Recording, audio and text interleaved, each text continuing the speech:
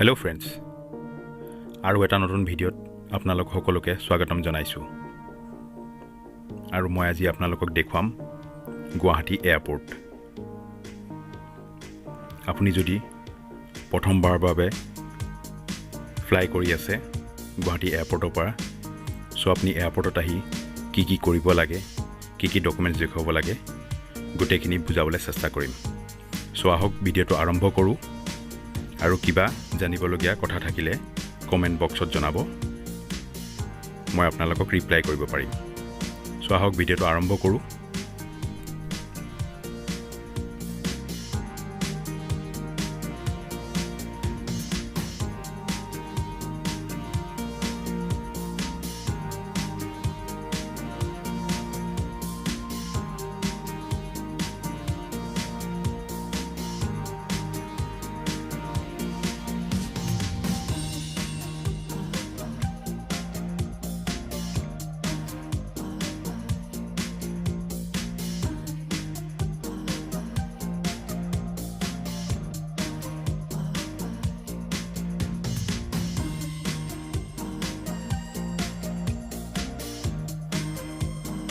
এয়াৰপোৰ্টৰ এতিয়া নিচেই ওচৰ পাইছোঁহি। আহক ভিতৰলৈ সোমাই যাওঁ আৰু আপোনালোকক সকলো তথ্য দিবলৈ চেষ্টা কৰোঁ।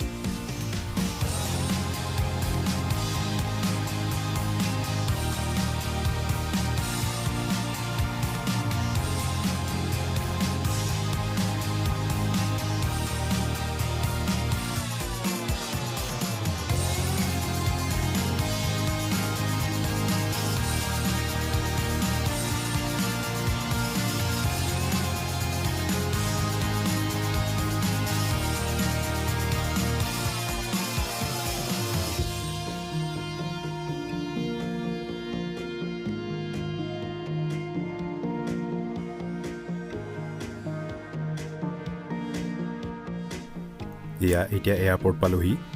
লোকপ্ৰিয় গোপীনাথ বৰদলৈ আন্তঃৰাষ্ট্ৰীয় এয়াৰপোৰ্ট গুৱাহাটী। আহক গাড়ীৰ পৰা নামি লৈ আপোনালোকক এয়াৰপোৰ্টটোৰ অলপ বাহিৰৰ পৰিৱেশটো দেখাওঁ আৰু লাহেকৈ ভিতৰলৈ সোমাই যাওঁ। প্ৰথমতে আপুনি আপোনাৰ টিকেটটো উলিয়াই ল'ব আৰু আপোনাক গেটত দেখুৱাব লাগিব with identity proof, Aadhaar card, PAN card নহ'লে লাইচেঞ্চ। দেখুৱাব, আপোনাৰ চিকিউৰিটিয়ে ভেৰিফাই কৰিব আৰু ভিতৰলৈ যাবলৈ দিব। ভিতৰত সোমোৱাৰ লগে লগে আপোনালোকে দেখিব সন্মুখত কিছুমান কাউণ্টাৰ আছে। IndiGo, air India, spice jet. আপোনাৰ যোনখনত টিকেট কৰা আছে সেই কাউণ্টাৰত যাওক। তাত আপোনাৰ প্ৰথম লাগেজটো ৱেইট কৰাব লাগিব আৰু তেওঁলোকে ৱেইট কৰি আপোনাক লক লগাই দিব, যাতে আনে কোনেও খুলিব নোৱাৰাকৈ, আৰু আপোনাক লাগেজটো দি দিব। আপুনি লাগেজটো লৈ আগবাঢ়ি যাব লাগিব বৰ্ডিং পাছ ল'বলৈ। এইখিনিতে এটা কথা কৈ দিওঁ, আপোনাৰ হেণ্ডবেগটো আপুনি 7 কেজিলৈকে নিব পাৰিব আৰু লাগেজটো 15 কেজি। যিমান পাৰে আপুনি এইটো মেইনটেইন কৰি যাব, নহ'লে এক্সট্ৰা হ'লে আপোনাৰ পাৰ কেজি 300 টকা 400 টকাকৈ পে' কৰিব লাগিব। এতিয়া বৰ্ডিং পাছ ল'বলৈ আহিছোঁ।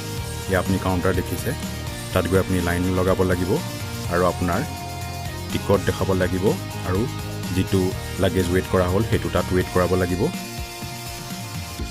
তাত আপোনাৰ সেই লাগেজটো কালেক্ট কৰি তেওঁলোকে নিজৰ চিল মাৰি ডাইৰেক্ট ফ্লাইটলৈ পঠিয়াই দিব আৰু আপোনাৰ বৰ্ডিং পাছ দিব আৰু লগতে আপোনাৰ ফটো ID ভেৰিফিকেশ্যন কৰিব।